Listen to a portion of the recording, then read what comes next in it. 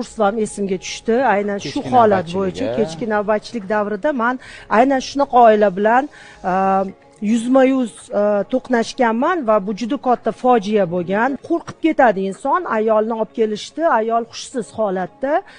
Biz bu ayolga savol bersak, ular javoblarini anglab bera olmayaptilar.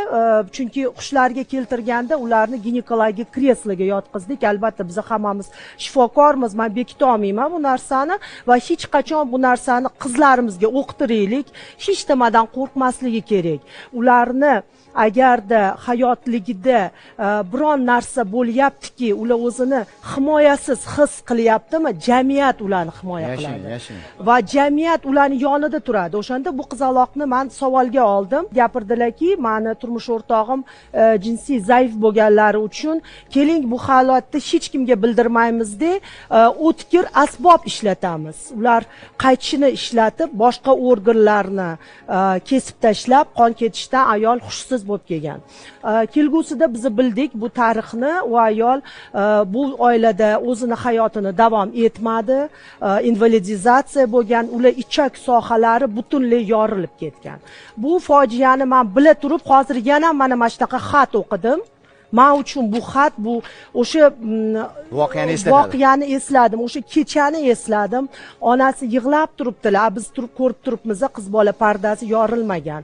Va bu qizni oldiga men tushdim, meni ответственный shifokorim tushdi. Biz jamiyatni aynan militsiyaga xabar berdik. Bu yerda o'tkir instrument ishlatildi va bir inson lat yedi.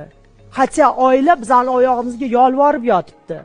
Aytmaylar, yoshlik qilib qo'ygan. Xo'sh, yoshlik qilib qo'ygan nimaga bir qizaloqni o'ldirib qo'yishi orasida turgan holat. Albatta, bu narsalarni biz juda chuqur gaplashishimiz kerak va qizlarimizga o'qtirishimiz kerak. Bu holatda biz hammamiz shifokorlar, ginekologlar, urologlar sizni muammolarni hal qilishga yordam beramiz. Uni chuqurlashtirmaylar bekitib va oilalar hamma narsani ayol kishiga to'nkab qo'ymaylar. Ozgina o'rtaga tashlaylar muammoni. Balkim faqat ayolda emas bu muammo. Balkim bu narsaga o'sha erkakning salomatligi, zaifligi, turmush tarzi, uni hayot manbai, chunki hozir ijtimoiy sohamizda shunchalik dostуп, ularga imkoniyatlar ochilib ketdiki, ular jinsiy hayotni boshqacha tasavvur qilishyapti. Bu yerda voqeani ham ozgina ta'riflab bering, Shahnoz opa. Til ojiz, bu ayol ota